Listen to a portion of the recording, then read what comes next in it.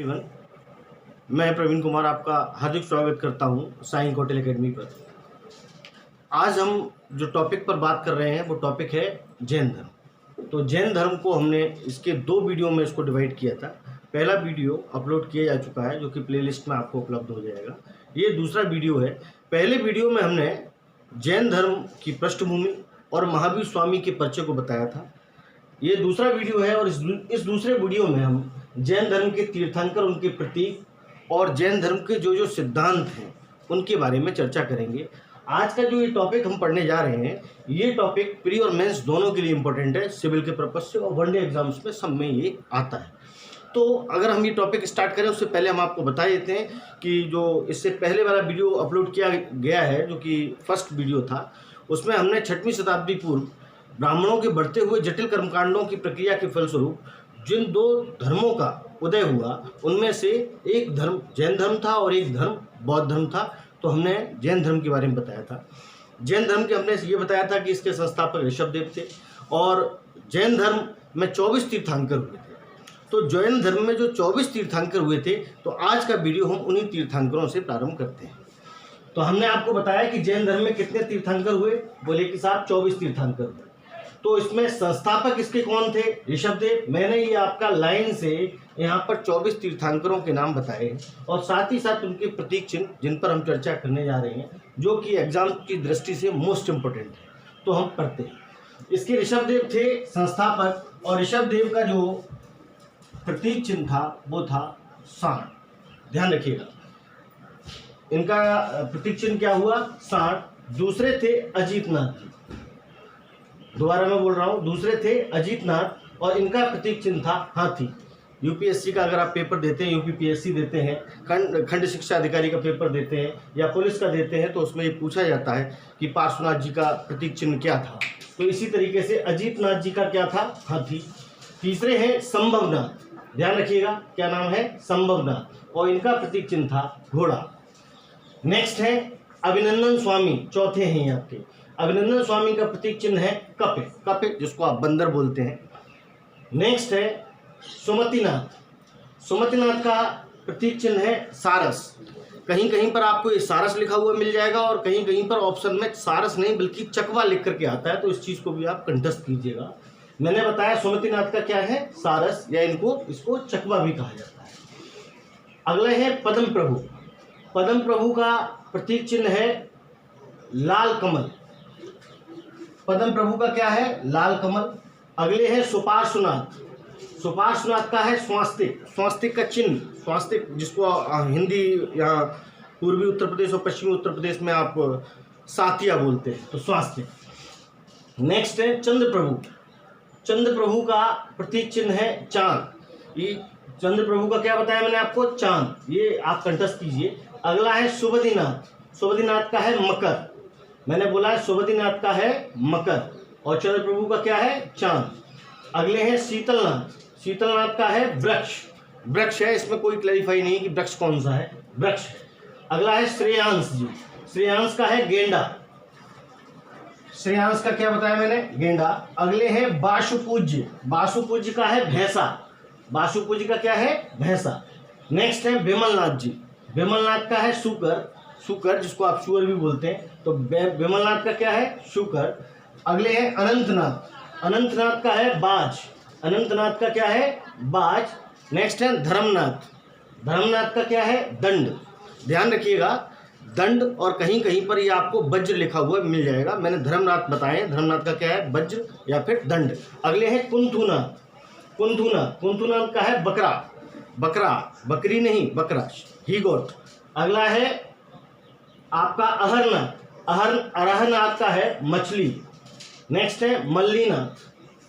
मल्लीनाथ का है, मल्लीनाथ का जो आपकी मल्लीनाथ का नाम आता है, इनका है कलश। कलश जिसको भागवत में लगाया जाता है या घर में रखा जाता है, दैट्स कॉल्ड कलश। पूजा उद्यापन के समय जो रखा जाता है वो कलश। अगले हैं सुब्रतनाथ और सुब्रतनाथ का है कच्छप या कछुआ जिसको आप बोलते हैं, कहीं कहीं आपको कच्छप भी लिखा मिलेगा। और इसके जो 21वें है वो है नेमिनाथ। नेमिनाथ का है नीलकमल। अब आते हैं ये 21 तो आप यूपीएससी के मेंस को देंगे या प्री को देंगे, या जो 2 डे एग्ज़ाम्स होते हैं उन एग्ज़ाम्स में आता है। 1 डे एग्ज़ाम्स में सबसे अधिक आपका आता है ऋषभदेव। और ये लाइन से जो 22वें, 23वें और 24वें ये आपको याद होने चाहिए। तो 22वें है अरिष्टनेमी जी, इनका है प्रतीक चिन्ह शंख और अरिष्टनेमी का संबंध श्री कृष्ण जी से बताया गया है। तो ध्यान रखिएगा, ये आपको कंठस्थ करना ही करना है। 22वें कौन है? अरिष्टनेमी, और अरिष्टनेमी का प्रतीक चिन्ह है शंख। 23वें है और मोस्ट इंपोर्टेंट ये है पार्श्वनाथ और इनका जो है प्रतीक चिन्ह है सर्प, जिसको आप सांप बोलते हैं। और 24वें है महावीर स्वामी, जिनका जो है प्रतीक चिन्ह है सिंह। तो ध्यान रखिएगा, यही महावीर स्वामी थे। मैंने आपको पिछले लेक्चर में बताया है कि इनके बचपन का नाम वर्धमान था और इन्होंने किस प्रकार से संन्यास ग्रहण किया, घर को छोड़ा 30 वर्ष की अवस्था में, और इनको कैसे ज्ञान की प्राप्ति हुई, ये सब आप जानने के लिए पिछला लेक्चर देख सकते हैं। फिर भी और इसमें से जो जो क्वेश्चंस और बनते हैं वो आप समझिएगा। सबसे पहला इंपॉर्टेंट क्वेश्चन वो है कि जैन धर्म की मान्यता क्या है। तो जैन धर्म यह कहता है कि पूरा विश्व, पूरा ये संसार दुख से भरा हुआ है और इस संसार में रह करके आप दुख से निजात जब भी प्राप्त कर सकते हैं जब आप महावीर स्वामी के बताए हुए नियमों पर चलते हैं। ध्यान रखिएगा, ये एक नास्तिक धर्म है। पिछली वाले लेक्चर में भी मैंने आपको बताया था। अगला, जैन धर्म सबसे ज़्यादा किसके ऊपर जोर देता है? एग्जाम में क्वेश्चन आता है। तो जैन धर्म सबसे अधिक अहिंसा पर जोर देता है। और ध्यान रखिएगा, जैन धर्म के आध्यात्मिक जो विचार हैं वो सांख्य दर्शन से प्रेरित हैं। ये यूपीएससी में क्वेश्चन आया है, किससे प्रेरित हैं? आपके सांख्य दर्शन से। अगला है कि ऐसे कौन कौन से शासक थे जो कि जैन धर्म को माना, जिन्होंने या सबसे पहले इन्होंने स्वीकार किया। तो जैन धर्म को मानने वाले कुछ राजाओं के नाम जो है जो एग्जाम में आते हैं वो मैंने आपके लिख रखे हैं। वो पहला है चंद्रगुप्त मौर्य, दूसरे हैं कलिंग के राजा थे खारवेल। ध्यान रखिएगा, चंद्रगुप्त मौर्य, दूसरे हैं खारवेल, फिर है राजा उदयन और है अमोघवर्ष। ये राजा वो राजा थे जिन्होंने जैन धर्म को सबसे पहले माना था। और जैन धर्म पर इस बात को ध्यान दीजिएगा, जितने भी शासक हैं ये सभी के सभी शासक अपने अंतिम कालखंड में आते आते अहिंसा की ओर प्रेरित हो जाते हैं। अगला, धर्म को 2 वर्गों में, अभी धर्म किस प्रकार से 2 वर्गों में बटा, ये 2 वर्ग क्या है वो पहले आप समझ लीजिएगा। एक है श्वेतांबर और एक है दिगंबर। आपने अक्सर देखा होगा कि कुछ जैन धर्म में आपको साधु मिल जाते हैं जो कि नग्नावस्था में विचरण करते हैं और अपना शिक्षा देते हैं, और कुछ जो साधु होते हैं वो श्वेत वस्त्र धारण करते हैं। आपने अक्सर देखा होगा उनके मुंह पर भी एक पट्टी बनी होती है और सफ़ेद वस्त्र जो है वो धारण करते हैं। तो आखिर ऐसा क्या हुआ कि ये जैन धर्म आगे चल करके 2 वर्गों में बट गया? तो पहले आप इसको समझिएगा। एक्चुअल में महावीर स्वामी की जो मूलभूत शिक्षाएं थीं उसमें उन्होंने स्त्रियों के लिए नियम कुछ बताए, पुरुषों के लिए कुछ नियम बनाए। जो साधु हुआ करते थे उनकी पूरी नियमावली बनाई। लेकिन उससे पहले घटना हुई थी 300 ईसा पूर्व के आसपास मगध में 12 वर्षों तक भयंकर अकाल पड़ा था। मैंने बोला 300 मतलब ईसा पूर्व के आसपास मगध में 12 वर्षों तक अकाल पड़ा था। और जैन भिक्षु थे जिनका नाम था भद्रबाहु। तो मगध में अपने शिष्यों के साथ, मगध से अपने शिष्यों के साथ कर्नाटक में चले गए। पर कुछ भिक्षु स्थूलभद्र के साथ मगध में ही रुक गए। मतलब 2 तरीके से खंड हो रहा है। एक जो है वो आपका ये छोड़ करके कहाँ जाते हैं? कर्नाटक, और कुछ वहीं पर रुक गए। अकाल के बाद जब भद्रबाहु मगध में लौटे तो अन्य जैन भिक्षुओं से उनका गहरा मतभेद हो गया। अतः जैन धर्म महावीर की मृत्यु के लगभग 200 वर्ष के बाद 2 भागों में विभाजित हुआ। पहला हुआ श्वेतांबर और दूसरा हुआ दिगंबर। श्वेतांबर वो होता है जो श्वेत वस्त्र धारण करते हैं और दिगंबर वो होता है जो पूर्णतः नग्न रहते हैं। अब ये बात आपको समझ में आ गई कि आखिर ये कैसे हुआ। और इसमें आप ये और समझिएगा, महावीर स्वामी ने इंद्रिय संयम के ऊपर बहुत अधिक बल दिया था। महावीर स्वामी जी, सिंपल सी बात है, उनका नियम था कि अगर प्लस और माइनस 7 रहेंगे तो उनमें कुछ ना कुछ अट्रैक्शन पैदा होगा। तो उन्होंने बौद्ध भिक्षुओं में भिक्षुणियों का आना वर्जित कर दिया था, क्योंकि वो खुद ही नग्नावस्था में रहते थे, दिगंबर थे। मतलब उन्होंने अपनी इंद्रियों पर विजय प्राप्त कर ली थी और स्त्रियों को नग्नावस्था में रखना भी नहीं चाहिए था। तो जो उनके दो शिष्य थे, मैंने जिनका अभी आपको नाम दिया है, एक आपके भद्रबाहु और दूसरे हैं आपके स्थूलभद्र, इनमें आपस में मनमुटाव हुआ। कुछ जो ऐसे थे जो महावीर स्वामी के बताए गए मूल नियमों पर ही चलना चाहते थे और कुछ उसमें मॉडिफिकेशन करके उसमें स्त्रियों का भी प्रवेश करना चाहते थे। इस तरीके से ये जैन धर्म आपका जो है दो वर्गों में बट गया। वो हुआ श्वेतांबर और दूसरा हुआ दिगंबर। अब भद्रबाहु के शिष्य क्या कहलाए? दिगंबर, अर्थात मूलभूत महावीर स्वामी की शिक्षाओं पर चलने वाला जो धर्म था वो दिगंबर धर्म था। और इसी प्रकार से अगर आप देखें तो भारत और विश्व में सबसे अधिक, अगर आपको जैन धर्म में किसी के मंदिर सबसे अधिक मिलेंगे तो वो दिगंबर साधुओं को मिलेंगे। और दूसरा था स्थूलभद्र। स्थूलभद्र जो है उन्होंने कौन सी शाखा चलाई? श्वेतांबर, जिसमें श्वेत वस्त्रों को धारण किया जाता था। अब नेक्स्ट है वर्ण व्यवस्था के स्थान पर समानता वर्ष, मतलब कि ये इनका क्या सिस्टम था? हमारे जो ऋग्वेद में चार वर्गों का वर्णन किया गया था, ब्राह्मण क्षत्रिय वैश्य शूद्र। और ये ब्राह्मण क्षत्रिय वैश्य शूद्र क्या था? कर्म पर आधारित थे, कुछ जन्म पर आधारित थे। अब जैसे समझने के लिए यहाँ पर वर्ण व्यवस्था इन्होंने ऐसा कहा कि ब्राह्मण क्षत्रिय वैश्य शूद्र, ऐसा कुछ नहीं होगा। ये एक्चुअल में कर्मों के ऊपर डिपेंड है और पूरी तरीके से ये पूरा धर्म सबके लिए समान है। यहाँ पर कोई ब्राह्मण क्षत्रिय वैश्य शूद्र नहीं है। तो जैन धर्म ने वर्ण व्यवस्था को एक तरीके से नकार दिया था और सारे वर्णों को समानता की दृष्टि से देखा था। अब है कि आखिर भद्रबाहु ने किस किस को जैन धर्म अपनाया था, मतलब कि शिक्षा दी थी? तो भद्रबाहु की प्रेरणा से ही चंद्रगुप्त ने जैन धर्म को अपनाया था। ये क्वेश्चन बहुत आता है। अगला, अब इसमें देखिएगा दिलवाड़ा का जैन मंदिर। दिलवाड़ा का जैन मंदिर ये माउंट आबू में स्थित है और इसका जो है निर्माण किसने कराया था? सोलंकी शासकों ने कराया था। सोलंकी शासक, इसमें किसी एक शासक का नाम नहीं आता है, पूरे शासकों में से इनकी जो वंशावली है उनमें से सोलंकी शासकों ने करवाया। तो एग्जाम में क्वेश्चन आया तो इसका आंसर होगा सोलंकी शासक। और इसके अलावा प्रसिद्ध जो है जैन तीर्थ स्थल है वो है श्रवणबेलगोला। ये कहाँ स्थित है? कर्नाटक। तो इसमें गोमतेश्वर की मूर्ति का निर्माण चामुंड ने करवाया, वो मैं आपको यहीं पे क्लैरिफाई कर देता हूँ। प्रसिद्ध जैन तीर्थ स्थल है जिसका नाम है श्रवणबेलगोला, ये कि कर्नाटक राज्य में स्थित है।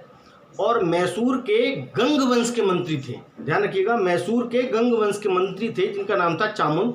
और 10वीं शताब्दी के मध्य भाग में यहाँ पर इन्होंने बाहुबली, जिनको आप गोमतेश्वर बोलते हैं, गोमतेश्वर की मूर्ति को ही बाहुबली कहा जाता है, उसका निर्माण कराया था। और चंदेल शासकों ने जैन मंदिरों का निर्माण कराया था। ये क्वेश्चन भी आप याद रखिएगा, क्वेश्चन आता है जैन मंदिरों का निर्माण सबसे किसने कराया? तो चंदेल शासकों ने। जैन मंदिर में एक मंदिर है हाथी सिंह। जैन मंदिर है क्या? हाथी सिंह। ये कहाँ स्थित है? गुजरात में स्थित है। ये क्वेश्चन बहुत आता है। अब आता है प्रश्न कि इसमें कितनी संगतियां हुई? संगतियां दैट इज कॉल्ड सत्संग। जैसे आपका भी इसके बाद में हम जो लेक्चर लेंगे वो बौद्ध धर्म का है, तो बौद्ध धर्म में भी संगतियां होती। तो जैन धर्म में कितनी संगतियां हुई? तो जैन धर्म में मित्रों 2 संगतियां हुई थी और इन दोनों संगतियों से क्वेश्चन हर एग्जाम में आते हैं। तो इसमें इसको हमने 3 खंडों में बांटा है। पहला है वर्ष, दूसरा है स्थान और तीसरा है अध्यक्ष। पहली जो जैन संगति थी ये 300 ईसा पूर्व, कितना? 300 ईसा पूर्व कहाँ पर हुई? पाटलिपुत्र में। किसने कराई? मतलब इसके अध्यक्ष कौन थे? स्थूलभद्र। ये क्वेश्चन आप याद कीजिएगा। दूसरी जैन संगति 512 ईस्वी में हुई थी। कहाँ हुई? वल्लभी। वल्लभी कहाँ है? गुजरात में। ये किसने कराई? क्षमा श्रवण ने। तो फिर ये 2 में से एक क्वेश्चन आपका जरूर इसमें से आता ही आता है और आपको ये दोनों कंठस्थ करनी पड़ेगी।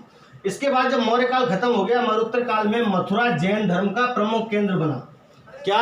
मथुरा जो है वो जैन धर्म का प्रमुख केंद्र बना। ये क्वेश्चन बहुत आता है कि किस शहर को जैन धर्म ने अपना प्रमुख केंद्र बनाया। नेक्स्ट है मथुरा कला। जो कला है मथुरा कला वो भी किससे संबंधित है? वो है आपकी जैन धर्म से संबंधित है। अब नेक्स्ट क्वेश्चन बनता है कि ये धर्म सबसे अधिक लोकप्रिय किनके बीच में हुआ? तो जैन धर्म सबसे अधिक लोकप्रिय अगर कहीं हुआ तो वो व्यापारी वर्ग में हुआ और इस समय भी ये व्यापारी वर्ग में फैला हुआ है। जैन महावीर स्वामी के जो अनुयायी थे उन्हीं को निगृंथ कहा जाता था और इनके जो महावीर स्वामी के मुख्य शिष्य हुआ करते थे इनको क्या? गणधर कहा जाता था। ये एग्जाम में क्वेश्चन आता है। और जैन साहित्य को क्या कहा जाता है? आगम कहा जाता है। इस चीज़ को आप ऐसे और समझ सकते हैं कि महावीर के धार्मिक उपदेशों का संकलन एक पूर्व नामक पुस्तक में है। ये भी क्वेश्चन आता है, किस पुस्तक में? पूर्व नामक पुस्तक में। और आपने अभी यहाँ पर एक चीज़ और पढ़ी थी कि जैन साहित्य को क्या कहा जाता है? तो आगम। और पुस्तक कौन सी है? वो पूर्व। इनके बारे में मैं आपको लास्ट में एक बात और बताना चाहूँगा कि 30 वर्षों तक अपने मत का प्रचार करने के पश्चात 468 ईसा पूर्व में 72 वर्ष की अवस्था में बिहार के पावापुरी, हकीकत में मल्ल राजा थे जिनका नाम था सस्तीपाल, कि राजप्रसाद में, मतलब जो महल था उसमें, मुझे तो आपकी लैंग्वेज वैसे ही याद है जो एग्जाम में आती, राजप्रसाद में महावीर स्वामी ने अपने शरीर को त्यागा था, अर्थात इच्छित मृत्यु उन्होंने ली थी। ये जैन धर्म में से, पूरा जैन धर्म, अब ये जैन धर्म का मतलब ये नहीं है कि जो धर्म चल रहा है उससे रिलेटेड नहीं, ये प्राचीन जैन धर्म जो महावीर स्वामी ने चलाया, इसके जो 24 तीर्थंकर थे उन्होंने सबने मिलकर के चलाया। ये मैंने आपको पूरा जैन धर्म बताया। आपको विश्वास दिलाना चाहते हैं कि जितना मैंने आपको इसमें वीडियो 2 में और वीडियो पहले में बताया है जैन धर्म की, यदि आप इसको सिर्फ देखते हैं और देखने के बाद इसे कंठस्थ कर लेते हैं, आप कोई भी एग्ज़ाम दीजिए, चाहे वो यूपीपीएससी का दें, चाहे खंड शिक्षा अधिकारी का दें, यूपीएससी का दें, लेखपाल दें, ग्राम विकास अधिकारी, पुलिस सब इंस्पेक्टर, कोई भी परीक्षा दें, जैन धर्म से जो जो क्वेश्चंस आते हैं वो सारे क्वेश्चंस इसी में से आएंगे। तो ये आज के लिए पर्याप्त है और ये जैन धर्म आपका समाप्त हो गया। अगला लेक्चर हम लेंगे बौद्ध धर्म के ऊपर। आपसे एक निवेदन करना चाहेंगे, आपको पसंद आया और उसको लाइक कीजिएगा, इसे शेयर जरूर कीजिएगा और सब्सक्राइब करना ना भूलें, जिससे आपको आगे आने वाले सभी वीडियो समय से प्राप्त हो सकें। That's all for today. मिलते हैं अगली वीडियो।